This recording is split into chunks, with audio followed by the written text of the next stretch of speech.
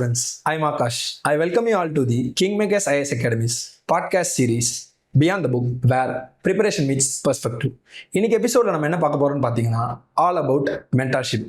இன்னைக்கு எபிசோட்ல நம்ம கூட யார் ஜாயின் பண்ணிருக்காங்கன்னு பார்த்தீங்கன்னா கோபிரியா ma'am, who is having 6 years of teaching experience, who gave 5 mains, 3 interviews. She is the head of the Kingmakers IAS Academy's flagship mentorship program Bodhisattva for the past 2 years. Welcome, ma'am. Thank you.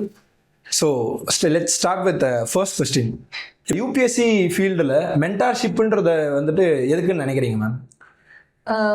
Basically UPSC அப்படிங்கிறது வந்து it is not a knowledge test. நம்ம நிறைய படிச்சிட்டோம், அதை வந்து நம்ம dump பண்ணுற ஒரு space கிடையாது யூபிஎஸ்சி. யூபிஎஸ்சி வந்து என்ன டெஸ்ட் பண்ணுது நம்மளை அப்படின்னா, நம்மளோட எபிலிட்டி, நம்மளோட ஸ்ட்ராட்டஜி என்ன, நம்மளோட நம்ம படிக்கிற ஒவ்வொரு விஷயத்துலையும் நம்மளோட ஜட்ஜ்மெண்ட்ஸ் என்ன, நம்மளோட அனாலிட்டிக்கல் எபிலிட்டிலாம் அதை டெஸ்ட் பண்ணுது. ஸோ இந்த இடத்துல ஒரு மென்டர்ஷிப்போட ரோல் என்னவா இருக்கும் அப்படின்னா, எதை படிக்கணும், எதை படிக்கக்கூடாது, எதை எப்படி படிக்கணும் அப்படிங்கிறதுல ரொம்ப பெரிய ரோலை வந்து ஒரு மென்டர்ஷிப் ப்ரோக்ராம் இருக்கும் அப்படின்றது ஒரு பெரிய நம்பிக்கை. அண்ட் மோரோவர் யூபிஎஸ்சியில் சக்ஸஸ் ஆகிறது அப்படிங்கிறது நிறைய பேர் இன்னைக்கு ஃபெயிலியர் ஆகுறாங்க அப்படின்ற ரீசன் எதனால இருக்குது அப்படின்னா, it is not about lack of efforts, it is all about the lack of proper guidance. அவங்களுக்கு வந்து ஒரு ரைட் ஹேண்ட் இல்லை அப்படிங்கிறது ஒரு பெரிய இங்க ஒரு ஹிண்ட்ரன்ஸா அவங்களுக்கு இருக்க மாதிரி இருக்கு. அண்ட் மோரோவர் ஒரு மென்டர்ஷிப் அப்படிங்கிற ஒரு கான்செப்ட்குள்ள உள்ள வரும்போது இந்த ஒரு கேப்பை வந்து அது ஃபில் பண்ணுறதுக்கு ரொம்ப ஹெல்ப்பாக இருக்குது. அண்ட் மோரோவர் அவங்க என்ன ஒவ்வொரு டிசிஷன்ஸ் எடுக்கிற நேரத்துலையும் சரி, என்ன ஆப்ஷன் சூஸ் பண்ணணும், என்ன டெஸ்ட் சீரிஸ் பண்ணணும் அப்படிங்கிறது ஒவ்வொரு ஸ்டேஜில் எல்லாமே வந்து one size fits all approach வந்து இருக்கிறது இல்லை. ஒருத்தருக்கு ஒன்று தேவைப்படுது. அது என்ன அப்படிங்கிறது இன்ட்ரோஸ்பெக்ட் பண்ணுறதுக்கு நிறைய பேர் அதை விட்டுட்டு ஐடியலிஸ்டிக்காக ஒரு அப்ரோச் எடுத்துகிட்டு நம்ம போயிட்டு இருக்கோம். ஸோ அப்படி போகும்போது என்ன ஆகுது அப்படின்னா, they will not be able to diagnose their own, their ability or strategy, but they will fall under the same idealistic approach.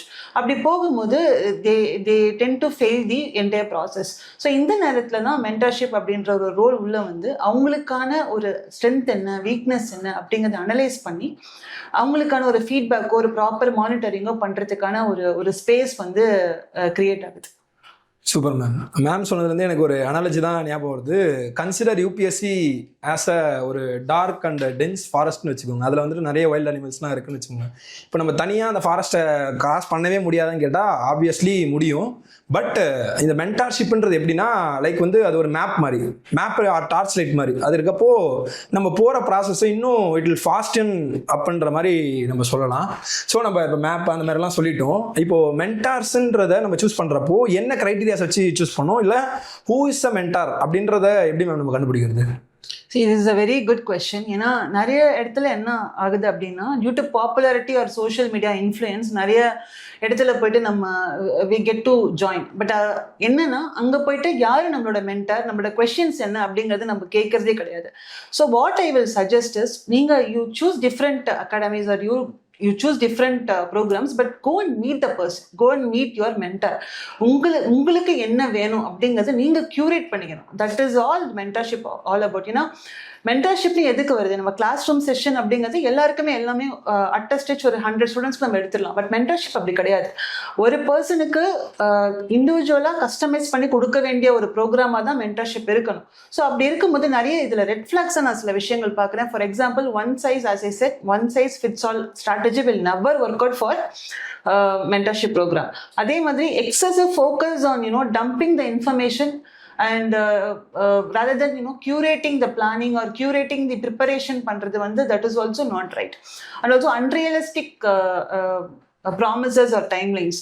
For example, ஒரு person வராங்க, இதெல்லாம் ஒரு 3 to 4 attempts கொடுத்துருக்காங்க, இல்லை யூபிஎஸ்சி ப்ரிப்பரேஷனுக்கு வராங்க அப்படிங்கும் போது அவங்க இல்லை நெக்ஸ்ட் அட்டெம்ப்ட்லேயே நீ கிளியர் ஆகிடலாம் அப்படின்னு சொல்கிறது வந்து without assessing them or without analysing the strength and weaknesses, அது ரொம்ப தப்பாக போயிடும். அப்போது அவங்களுக்கு எவ்வளோ நாள் ஆகும் அப்படிங்கிறதும் கிளியராக வந்து சொல்கிறது வந்து ஒரு மென்டரோட வேலை.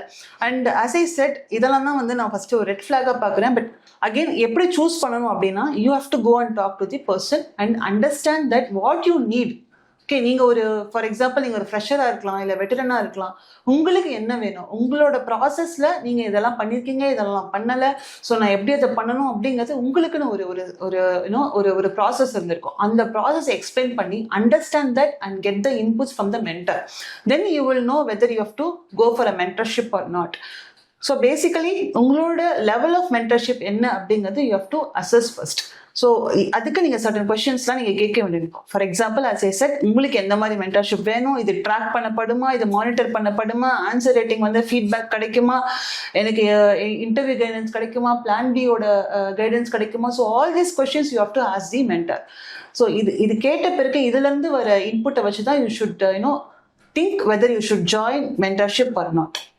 Super ma'am. நிறைய விஷயம் சொல்லியிருக்காங்க. அதில் ரொம்ப முக்கியமான விஷயங்கள் என்னென்னு பார்த்தீங்கன்னா, ஃபஸ்ட்டு விஷயம் நமக்கு வந்துட்டு ஒன் சைஸ் ஃபிட்ஸ் ஆல்ன்றது ஒர்க் அவுட் ஆகாது, டெய்லர் மேட் அப்ரோச்ன்றது தான் முக்கியமான விஷயம் அப்படின்னு சொல்கிறாங்க. செகண்டு, இந்த டம்பிங் இன்ஃபர்மேஷன் ஓவர்லோடிங்கிறது ரொம்ப மோஸ்ட் கிளீஷேடு வேர்டாக தான் இருக்குது. ஸோ நமக்கு தெரியும் எவ்வளோ இன்ஃபர்மேஷன் இருக்குன்னு, அந்த மாதிரி போட்டு நம்ம டம்ப் பண்ணக்கூடாதுன்றத சொல்லியிருக்காங்க. தென் என்னன்னு பார்த்தீங்கன்னா, நமக்கு வந்துட்டு பி ப்ராக்மேட்டிக் அப்படின்னு சொல்கிறாங்க. ஸோ இந்த ஃபேக் ப்ராமிசஸ்ன்றது இந்தியாவில் ஒரு ரொம்ப ட்ரெண்டிங்கான வேர்டாக இருக்குது. அந்த மாதிரிலாம் நம்ம ப்ராக்மேட்டிக்காக இப்போ இந்த ஸ்டூடெண்ட்டுக்கு இவ்வளோ டைம் எடுக்கும், அவ்வளோ டைம் எடுக்கும்ன்றதை நம்ம சொல்லணும் அப்படின்னு சொன்னால். இன்னொரு விஷயம் என்ன பயங்கரமாக சொன்னாங்க பார்த்தீங்கன்னா, அந்த பிளான் பின்றதும் அந்த மென்டார் கிட்ட இருக்கணுன்ற மாதிரி சொல்லியிருக்காங்க.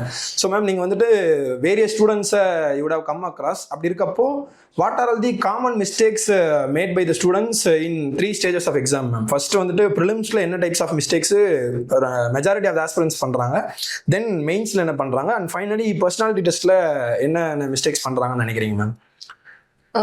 That's a very good question. So ப்ரிலிம்ஸில் அப்படிங்கிற பொறுத்த வரைக்கும் ஃபஸ்ட்டு நிறைய படிக்கிறாங்கப்பா, கண்ணா பின்னான்னு படிக்கிறாங்க.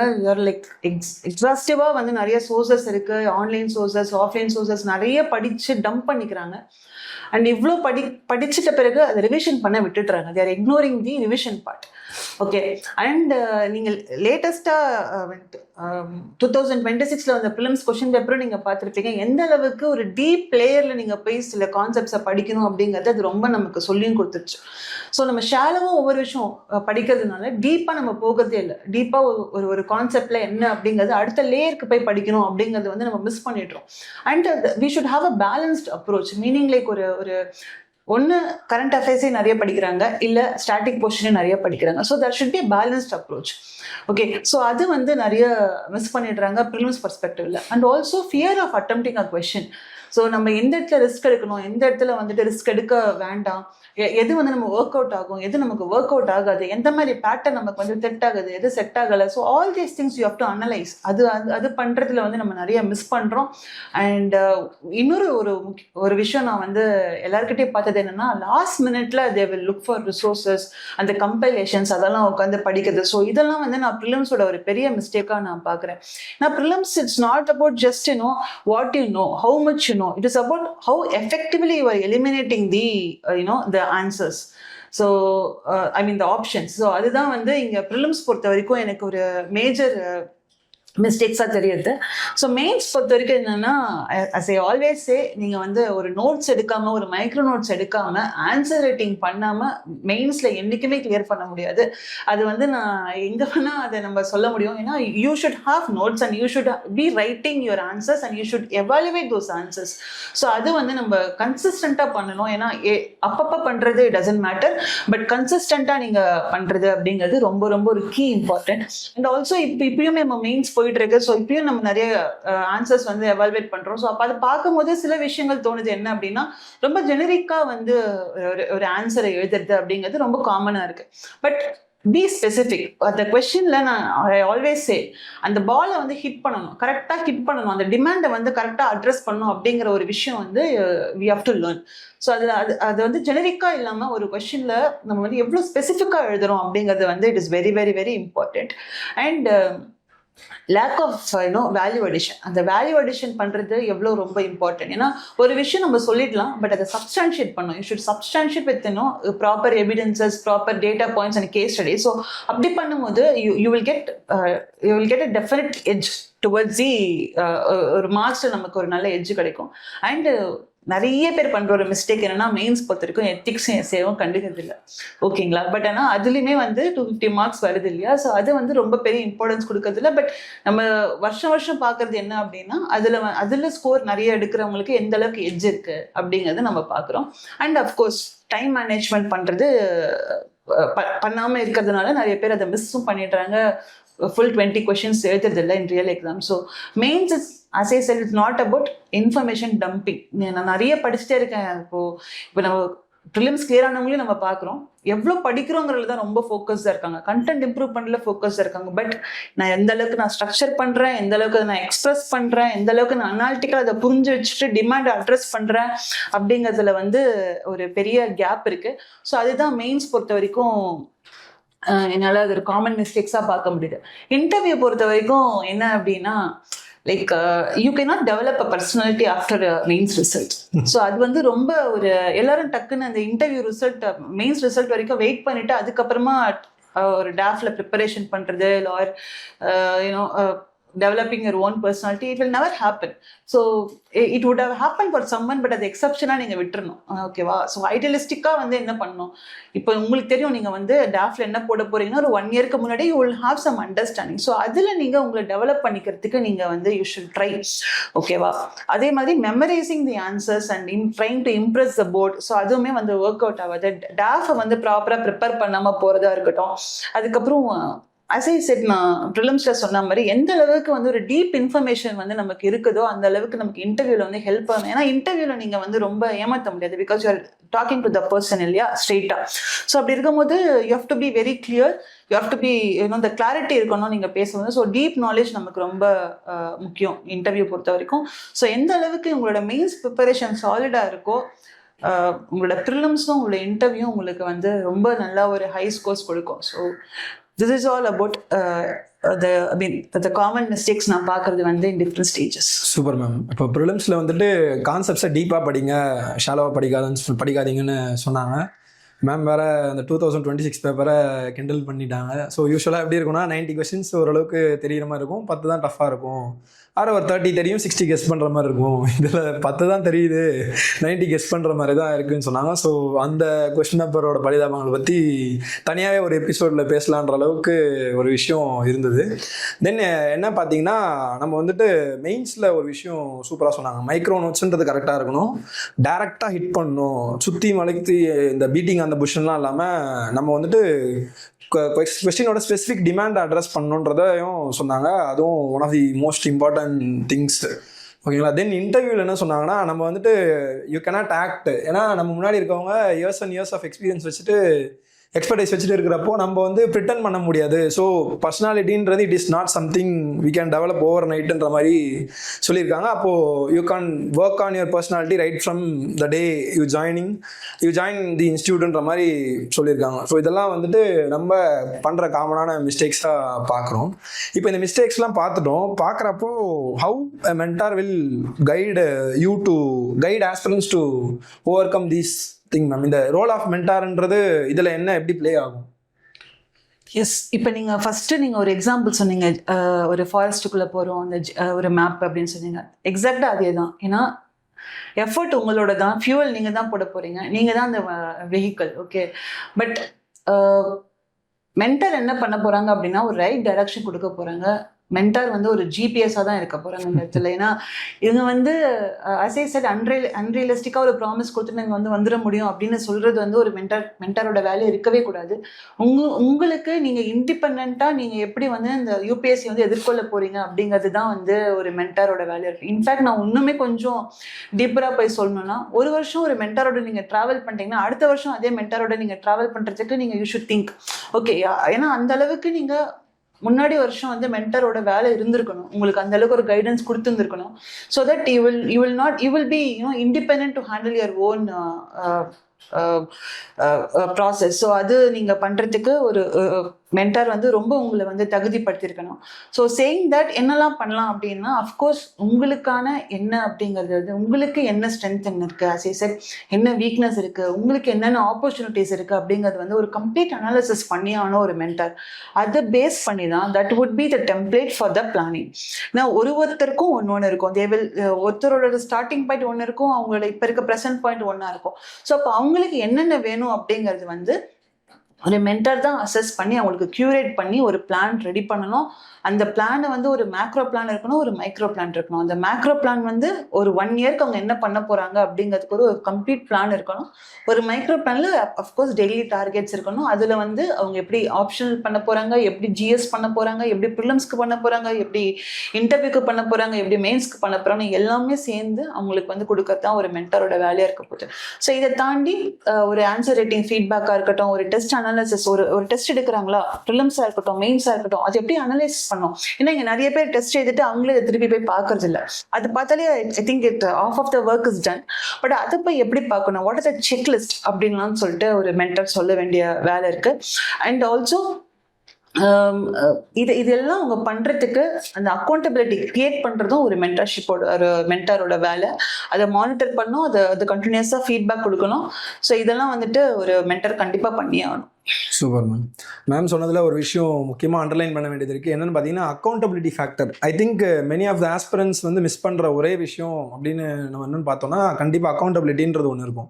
இப்போ ஸ்கூல் காலேஜெல்லாம் பார்க்குறப்ப நம்ம ரிப்போர்ட் கார்டு இருக்கும், பேரண்ட்ஸ் மீட்டிங் இருக்கும், அதெல்லாம் கூப்பிடுவாங்க வருவாங்கன்றதுக்காகவே just for the sake of that நம்ம படிப்போம்.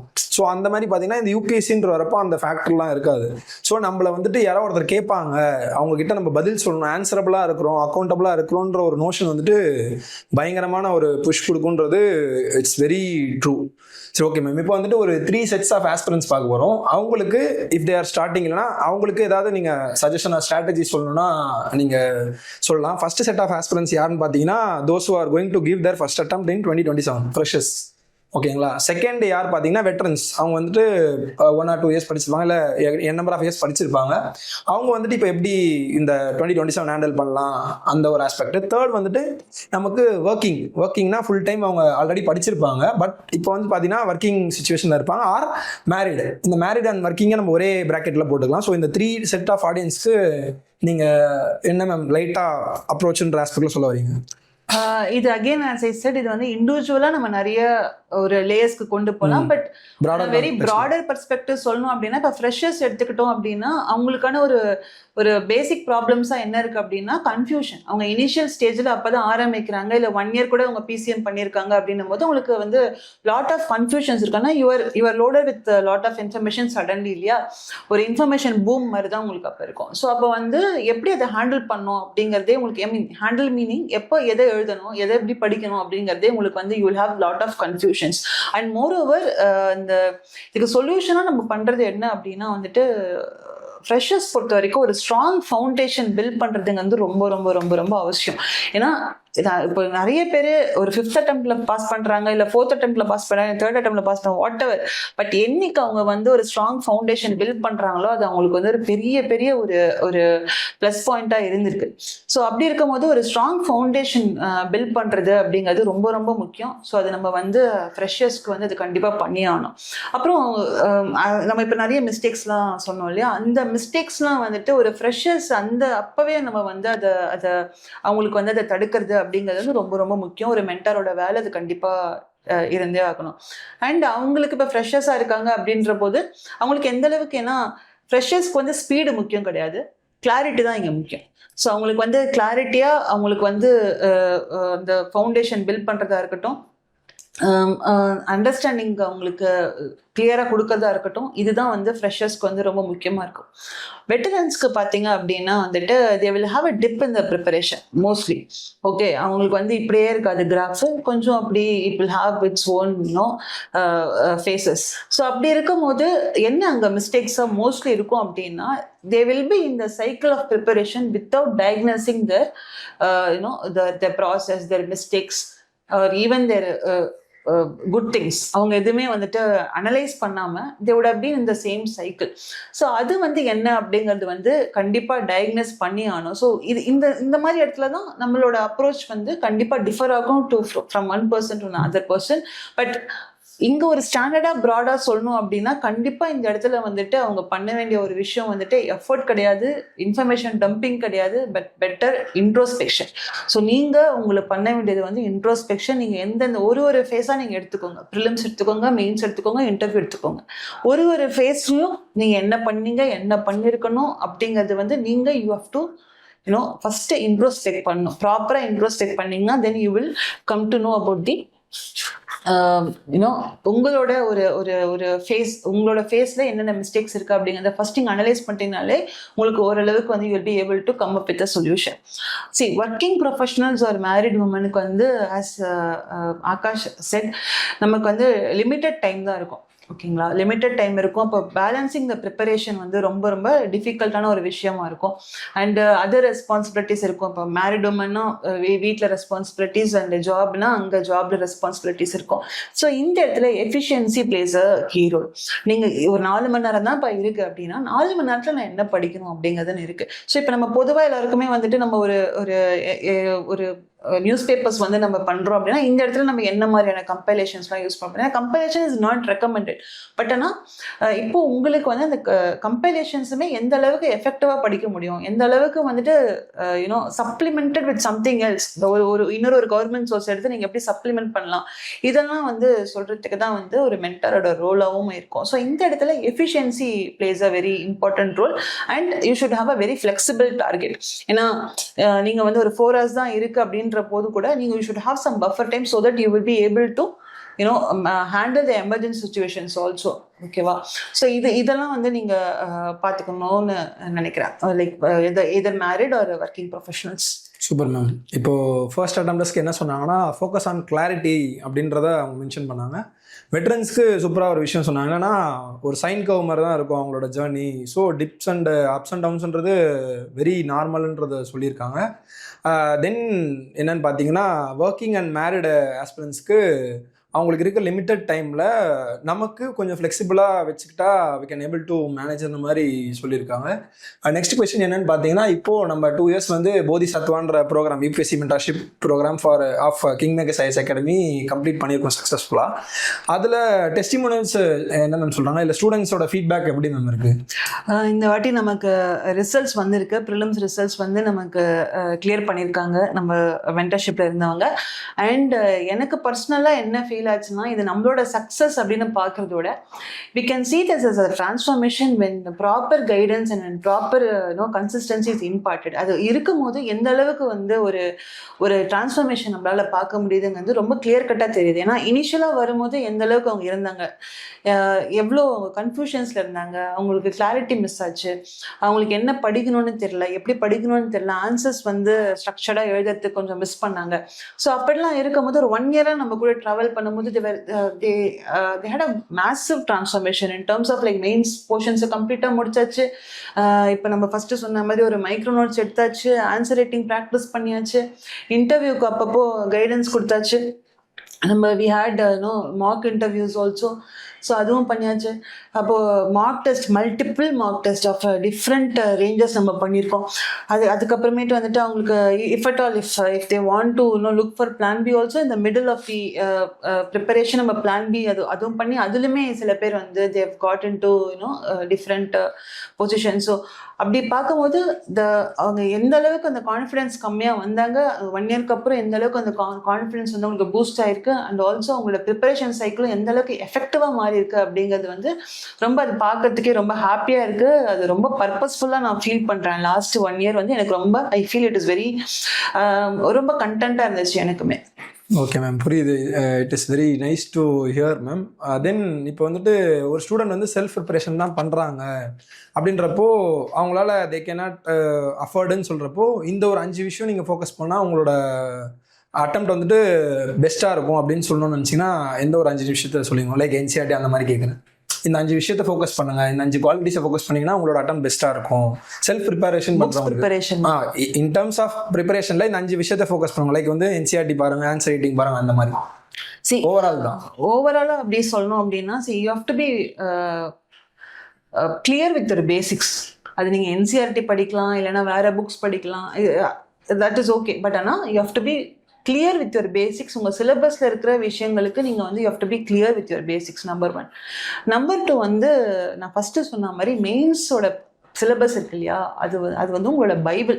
நீங்கள் அதை வந்து நீங்கள் ஜெராக்ஸ் போட்டு உங்கள் முன்னாடி நீங்கள் அப்படியே ஒட்டி கூட எல்லா இடத்துலையும் வச்சுருங்க. ஏன்னா அதுதான் உங்களோட பைபிள். ஸோ அதில் இருக்க ஒவ்வொரு வார்த்தைகளுக்குமே உங்களுக்கு வந்து அர்த்தம் தெரியுதா. அண்ட் சி, யூஸ்வலாக சொல்கிற ஒரு விஷயம், நான் எல்லாருக்கிட்டையும் நான் ஸ்டூடெண்ட்ஸ் கிட்ட சொல்கிற ஒரு விஷயம் அப்படின்னா, ஒரு டாபிக் இருக்குது அப்படின்னா அந்த டாப்பிக்கை பிளைண்டாக நம்ம படிக்கக்கூடாது. இப்போ for example role of civil services in democracy அப்படின்னு சொன்னாங்கன்னா, எதுக்கு அந்த டாபிக் நம்மளை படிக்க சொல்கிறாங்க, அதுக்குள்ளே என்ன விஷயம் இருக்குது, இந்த டாப்பிக்கை நீங்கள் டீகோட் பண்ணுங்கள். Role of civil services in democracy அப்படின்னா அதை டீகோட் பண்ணுங்கள். ஒவ்வொரு வார்த்தைகளுக்கும் என்ன அர்த்தம், அதோட அப்ஜெக்டிவ் என்ன அப்படின்னு சொல்லிட்டு நீங்கள் வந்து டீகோட் பண்ணி அதை படிக்கும் போது தான் உங்களுக்கு அதில் இருந்து என்ன கேள்வி கேட்டாலும் உங்களால் அதை ஆன்சர் பண்ண முடியும். ஸோ நீங்கள் அதை ஃபஸ்ட்டு டீகோட் பண்ணும், அப்புறம் பிரெயின் ஸ்டார்ம் பண்ணும், அதுக்கான ஒரு நோட்ஸ் எடுக்கணும். உங்களோட PYQs நீங்க கண்டிப்பா பார்க்கணும். இதை நீங்க ஃபர்ஸ்ட் பாயிண்டா means second point as well as third point நான் சொல்றேன். PYQs வந்து நீங்க கண்டிப்பா பார்க்கணும் for both prelims as well as mains. So ஒரு மெயின்ஸில் ஒரு சிலபஸ் முடிக்கிறீங்கன்னா ஃபஸ்ட்டு வந்துட்டு as I said நீங்கள் வந்து ஒரு அந்த டாப்பிக்கை பிரெயின் ஸ்டார்ம் பண்ணுங்கள், டீகோட் பண்ணுங்கள், அதுக்கப்புறம் அதை வந்து மைக்ரோ நோட்ஸ் எடுங்க, PYQs பாருங்கள், ஆன்சர் ரேட்டிங் பண்ணுங்கள், எவால்வேட் பண்ணுங்கள். ஸோ செகண்ட் ஸ்டெப்பே நான் ஒரு 5 ஸ்டெப்பு நான் உங்களுக்கு ஸ்டெப் பை ஸ்டெப் சொல்கிறேன். ஸோ இது எல்லாமே பண்ணிவிட்டு PYQs நீங்கள் அஃப்கோர்ஸ் நீங்கள் ப்ரிலிம்ஸ்க்கும் சரி மெயின்ஸ்க்கும் சரி கண்டிப்பாக PYQs நீங்கள் கண்டிப்பாக பார்க்கணும். இதுக்கு முன்னாடி சொன்ன மாதிரி இன்டர்வியூ ப்ரிப்பரேஷன் அப்படின்னு வரும்போது நீங்கள் எந்த அளவுக்கு உங்களோட personality through out the preparation நீங்கள் டெவலப் பண்ணிட்டு இருக்கீங்க அப்படிங்கிறது ரொம்ப ரொம்ப முக்கியம். ஸோ அதுவுமே நீங்கள் வந்து கண்டிப்பாக நீங்கள் ப்ரிப்பேர் பண்ணிக்கோங்க. Answer rating is very important. So நான் ஃபஸ்ட்டு சொன்ன மாதிரி ஆன்சர் ரேட்டிங் வந்து நீங்கள் கண்டிப்பாக you have to be on dot. உங்களுக்குன்னு ஒரு ஸ்ட்ரக்சர், ஏன்னா மோர் தென் அ கண்டென்ட், ஆன்சர் ரேட்டிங்கில் இது இப்படிதான்ப்பா ஆகாஷ் எழுதுவாங்க, இப்படிதான்ப்பா வந்து சோன்சோ எழுதுவாங்க அப்படின்னு சொல்லிட்டு ஒரு ஸ்ட்ரக்சர் வேணும். அந்த ஸ்ட்ரக்சர் வந்து நீங்கள் வந்து you have to develop. So அதை நீங்கள் கண்டிப்பாக டெவலப் பண்ணிக்கணும். இதை தாண்டி வந்து நான் சொல்லணும் அப்படின்னா just be clear with what you are reading. Okay, you should know what you should read and what you should not read. So அதுங்கிறது you should be very clear. So இதுதான் வந்து நான் ரொம்ப முக்கியமாக சொல்றேன். Super ma'am. அவங்க ப்ரீவியஸாக சொன்ன விஷயத்தில் ஒன்று நான் அண்டர்லைன் பண்ண நினச்சேன், அப்படியே வந்துட்டோம். என்னென்னு பார்த்தீங்கன்னா, மேம் வந்துட்டு மென்டார்ஷிப் ப்ரோக்ராமில் மார்க் இன்டர்வியூவும் கண்டக்ட் பண்ணியிருக்கேன் அப்படின்னு சொல்கிறாங்க. அது எனக்கு தெரிஞ்சு யாரும் பெருசாக பண்ணதில்லைன்னு நினைக்கிறேன். ஏன்னா நம்ம மென்டார்ஷிப்ன்றப்போ ப்ரிலிம்ஸ் மெயின்ஸ் தான் ஃபோக்கஸ் பண்ணுவாங்க. மெயின்ஸ் கிளியரி ஃபைனலாக இன்டர்வியூ வரப்போ அதுக்கான விஷயத்த பண்ணுவாங்களே தவிர இந்த மென்டார்ஷிப்புன்ற பேக்கேஜுக்குள்ளே அதை பண்ணுவாங்கன்றது இட் இஸ் சம்திங் நியூன்னு நான் நினைக்கிறேன். ஸோ நமக்கு செல்ஃப் ப்ரிப்பேர் பண்ணுற ஸ்டூடெண்ட்ஸ்க்கு நிறைய விஷயம் மேம் சூப்பராக சொல்லியிருந்தாங்க. Again stick to the basics, focus on answer writing, micro notes, சிலபஸோட இம்பார்ட்டன்ஸ் சொல்லியிருக்காங்க. மெயின் சிலபஸை நம்ம பைஹார்ட் பண்ணியிருக்கணும். பைஹார்ட் பண்ணுறதும் ரேண்டமாக அந்த ஓகாட் பியூட்டிஃபுல் இல்லாமல் புரிஞ்சு இந்த சப்ஜெக்டில் இருக்குது, இந்த பேப்பரில் இருக்குது அப்படின்ற விஷயம் தெரியணும். சிலபஸ்ன்னு சொன்னேன், எனக்கு நான் எப்படி பண்ணுவேன்னா 3 விஷயம். ஃபஸ்ட்டு ஒரு வேர்ட் சொன்னேன்னா அது சிலபஸில் இருக்கா இல்லையான்னு தெரியணும். தென் எந்த பேப்பரில் இருக்குது 1 2 3 4, அதில் அதுக்குள்ளே என்ன சப்ஜெக்ட், ஃபார் எக்ஸாம்பிள் எக்கானமியில் இருக்குது, என்விரான்மெண்ட்டில் இருக்குன்ற அளவுக்கு தெரிஞ்சுக்கணும்னு தான் நம்ம சொல்லுவோம். ஆன்சர் ரைட்டிங்கில் ஃபோக்கஸ் பண்ண சொல்லியிருக்காங்க. PYQஸை டீகோட் பண்ணுங்கள், அந்த மாதிரி விஷயங்கள் சொல்லியிருக்காங்க. அகெயின் அவங்களோட பர்சனாலிட்டிலையும் மேம் வந்து ஒன்ஸ் அகைன் இன்சிஸ்ட் பண்ணாங்க. ஸோ நாங்கள் பேசின எல்லாமே உங்களுக்கு ரொம்ப யூஸ்ஃபுல்லாக இருக்கும்னு நினைக்கிறேன். அடுத்த எபிசோடு என்ன பண்ணலான்றதை கமெண்ட்ஸ் பண்ணுங்கள். டில் தென் சைனிங் ஆஃப், ஆகாஷ். நன்றி, மகிழ்ச்சி.